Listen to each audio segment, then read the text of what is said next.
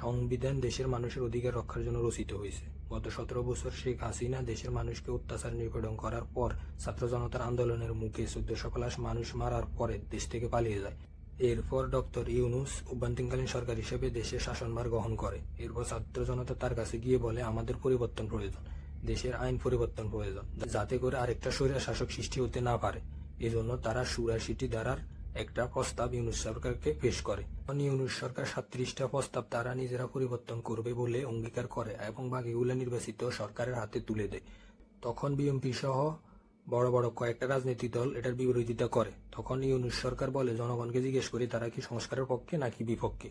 তখন তিনি এটা যাচাইয়ের জন্য গণভোটের আয়োজন করেন। তারপর জনগণ গণভোটে হাঁকে জয়ী করে তাদের রায় জানিয়ে দেয়।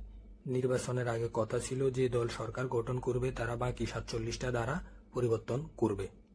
কিন্তু জয়ী হওয়ার পরে এখন বিএনপি এটা নিয়ে নানা ধরনের তালবাহানা করতেছে। ভাই, আমরা সাধারণ জনগণ, আমরা রাজনীতি বুঝি না, আমরা সংবিধান জানি না। আমরা শুধু জানি দেশের স্বার্থে সংস্কার প্রয়োজন, যাতে করে আরেকটা স্বৈরাচার সরকার তৈরি হতে না পারে। তাই বিএনপির উচিত দেশ ও মানুষের স্বার্থ বিবেচনা করে তাড়াতাড়ি সংস্কার করে ফেলা, আর বিরোধী দলের উচিত এটার জন্য বিএনপির উপর চাপ প্রয়োগ করা। মনে রাখতে হবে, জনগণের জন্য সংবিধান, সংবিধানের জন্য জনগণ না।